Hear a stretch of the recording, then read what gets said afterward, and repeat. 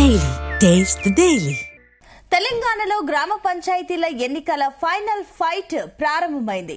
మూడో దశ ఎన్నికల కోసం 182 మండలాల్లో 3752 సర్పంచ్ పదవులకు 28410 వార్డులకు ఇవాళ పోలింగ్ జరుగుతోంది. ఈ ఎన్నికల్లో మొత్తం 53 లక్షల మంది ఓటర్లు తమ ఓటు హక్కును వినియోగించుకోనున్నారు.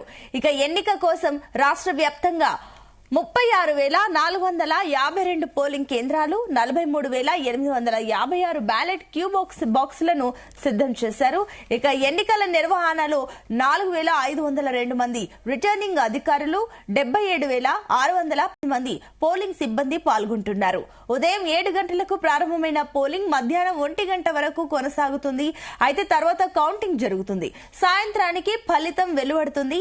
ఇక పోలింగ్ నేపథ్యంలో పోలీసులు టైట్ సెక్యూరిటీని కూడా ఏర్పాటు చేశారు.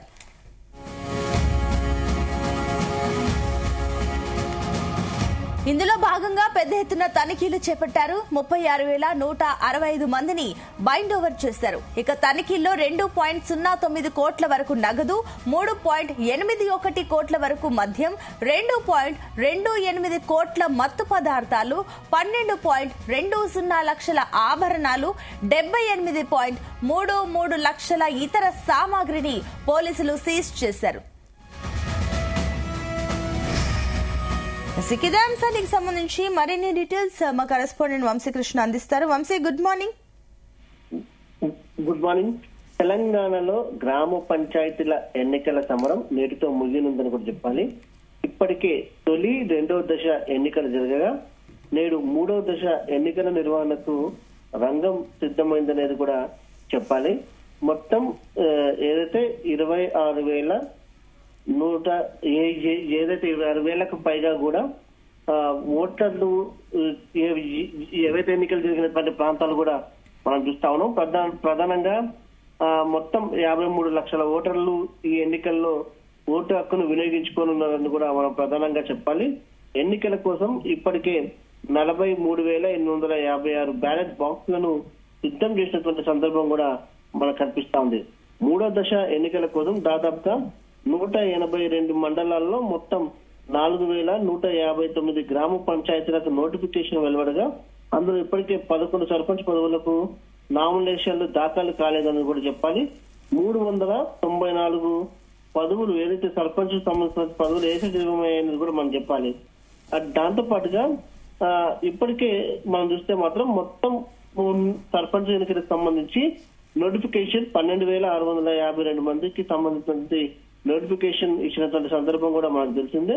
ప్రజెంట్ 3,752 సర్పంచ్ పదవులకు జరుగుతున్నటువంటి సందర్భం మనకు కనిపిస్తోంది. మొత్తం 36,452 వార్డు ఎన్నికలకు నోటిఫికేషన్ ఏదైతే 3వ దశకు సంబంధించినటువంటి నోటిఫికేషన్ జారీ అయినటువంటి సందర్భం కూడా మనకు కనిపిస్తోంది. మొత్తం ఏదైతే చూస్తే మాత్రం ఎన్నికల నిర్వహణలో 4,502 మంది రిటర్నింగ్ అధికారులు అటు ఏదైతే పోలింగ్ లో పాల్గొంటా ఉన్నారో ఈ 77,618 మంది పోలింగ్ సిబ్బంది, ఇతర పోలింగ్ సిబ్బంది కూడా పెద్ద ఎత్తున పాల్గొంటున్నటువంటి సందర్భం కూడా మనకు కనిపిస్తా ఉంది. మొత్తం 2,489 మంది సూక్ష్మ పరిశీలకులు నియమించినటువంటి సందర్భం కూడా మనకు కనిపిస్తా ఉంది. పోలింగ్ నేపథ్యంలో పోలీసులు కూడా పెద్ద ఎత్తున తనిఖీలు చేపట్టినటువంటి సందర్భం కూడా మనకు కనిపిస్తా ఉంది. 36,165 మందిని బైండ్ ఓవర్ చేసినటువంటి సందర్భంగా మనకు తెలిసిందే. నగదు, ఆభరణాలు, మద్యం, ఇతర సామాగ్రిని కూడా స్వాధీనం చేసుకున్నటువంటి సందర్భం మనం చూస్తా ఉన్నాము. ఇందులో ఇప్పటికే 2 కోట్లకు పైగా నగదు, 3 కోట్లకు పైగా కూడా మద్యం, దాంతో పాటుగా 2 కోట్లకు సంబంధించిన మత్తు పదార్థాలను కూడా సీజ్ చేసినటువంటి సందర్భం కూడా మనకు కనిపిస్తోంది. తుది దశ ఎన్నికలు కావడంతో కూడా రాజకీయ పార్టీల్లో ఉత్కంఠ నెలకొందని కూడా చెప్పాలి. పోటాపోటీగా అన్ని పార్టీలు తమ మద్దతుదారుల కోసం స్థానికంగా ప్రచారం నిర్వహించాలని కూడా చెప్పాలి. మంగళవారం రాత్రి పలు గ్రామాల్లో ఉద్రిక్త వాతావరణం కూడా ఏర్పడిందని కూడా చెప్పాలి. శాంతి భద్రతలకు విఘాతం కలగకుండా ఎన్నికలను సజావుగా నిర్వహించేందుకు కూడా వీలుగా భారీ ఎత్తున పోలీస్ బందోబస్తును కూడా ఏర్పాటు చేశారని చెప్పాలి. ఇప్పటికే పలు చోట్ల అదనపు బలగాలను కూడా మోహరించారని కూడా చెప్పాలి.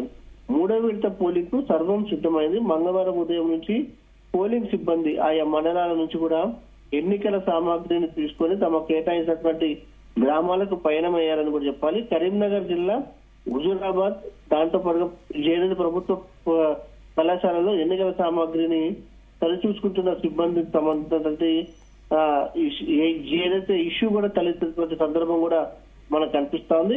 ఎక్కడైతే పలు చోట్ల ఇలాంటి ఇష్యూస్ ఏర్పడుతున్నాయో వాటికి సంబంధించి కూడా పోలీసు సిబ్బంది కూడా ప్రత్యేకంగా భద్రతా ఏర్పాట్లు చేస్తా ఉన్నారు. సమస్యాత్మక ప్రాంతాల్లో కూడా కొంత భద్రతను పెంచినటువంటి సందర్భం కూడా మనకు కనిపిస్తా ఉంది. అటు ఏదైతే ఈ ఎన్నికలకు సంబంధించి ఇప్పటికే రెండో దశ ఎన్నికలకు సంబంధించి కూడా ప్రశాంతంగా ముగిసినటువంటి సందర్భం కూడా మనకు తెలిసిందే.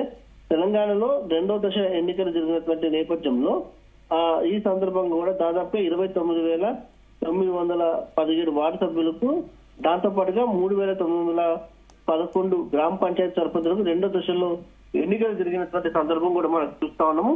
ఆ ఎన్నికలకు సంబంధించి కూడా ప్రశాంతంగా నిర్వహించినటువంటి పరిస్థితి కూడా మనం చూస్తా ఉన్నాము. మొత్తం మీద ఈ 3 దశల ఎన్నికలకు సంబంధించి మొదటి విడత కావచ్చు, రెండో విడత కావచ్చు, మూడో విడతకు సంబంధించినటువంటి ఎన్నికల్లో ఏదైతే అత్యధికంగా స్థానాలు ఏదైతే మొదటి 2 దశ ఎన్నికలకు సంబంధించి కూడా చూస్తే మాత్రం అత్యధిక స్థానాలు కాంగ్రెస్ పరిస్థితి కూడా మనకు తెలుస్తా ఉంది. మూడో దశ ఎన్నికలకు సంబంధించి అటు బీఆర్ఎస్ పార్టీ కావచ్చు, బీజేపీ కావచ్చు, కాంగ్రెస్ కూడా మూడో దశ ఎన్నికలను కూడా చాలా ప్రతిష్టాత్మకంగా తీసుకున్నటువంటి సందర్భం కూడా మనకు తెలుస్తా ఉంది. ఏదైతే ఈ రోజు మూడో దశ ఎన్నికలకు సంబంధించి 7 గంటలకు ప్రారంభమైనటువంటి నేపథ్యంలో 1 గంట వరకు కొనసాగుతున్నటువంటి నేపథ్యంలో ఎన్నికలు ఏ ప్రాంతంలో అయితే ముగుస్తాయో విత్ ఇన్ 1 అవర్ లో కౌంటింగ్ అనేది ప్రారంభమవుతుంది. అర్ధరాత్రి వారికి కల్లా కూడా ఎక్కడికెక్కడ కౌంటింగ్ ప్రాసెస్ పూర్తి చేసి ఏదైతే ఉప సర్పంచులు కూడా ప్రకటన చేసే అవకాశం ఉంటుంది.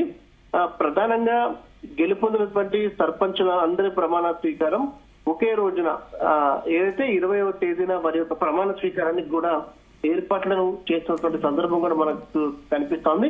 కొత్త పాలక వర్గం గ్రామాలలో 20వ తారీఖు నుంచి కూడా ప్రారంభం కాబోతోంది. 20వ తారీఖున కొత్త పాలక వర్గం ఏర్పడిన తర్వాత రాష్ట్ర ప్రభుత్వం కేంద్రానికి విజ్ఞప్తి చేసే అవకాశం ఉంటుంది. నిధులను విడుదల చేయండి, గ్రామీణ పరిపాలనకు సంబంధించి అనేది కూడా రిక్వెస్ట్ చేసే అవకాశాలు కూడా మనకు చాలా కనిపిస్తా ఉన్నాయి. ఇప్పటికే ఈ పంచాయతీ ఎన్నికలకు సంబంధించి కూడా పెద్ద ఎత్తున వివాదాలు తలెత్తినటువంటి విషయం కూడా మనందరికీ కూడా తెలిసిందే. బీసీ రిజర్వేషన్ సంబంధించిన అంశం కావచ్చు, అనేక అంశాలలో దాదాపుగా 2 సార్లు పోస్ట్ పోన్ అయినటువంటి విషయం కూడా మనందరూ కూడా తెలిసింది. కానీ రాష్ట్ర ఎన్నికల సంఘం ఈసారి ఎన్నికలను చాలా ప్రశాంతంగా విజయవంతంగా నిర్వహించిందని కూడా చెప్పాలి. ఈ రోజు సాయంత్రం అర్ధరాత్రి కల్లా కూడా ఎక్కడికక్కడ పంచాయతీ ఎన్నికలకు సంబంధించినటువంటి సర్పంచ్ ఎన్నికలకు సంబంధించి కూడా పూర్తి స్థాయిలో కంప్లీట్ అయ్యే అవకాశం మనకు స్పష్టంగా కనపడతా ఉంది. 20వ తారీఖున కొత్త పాలక వర్గాలు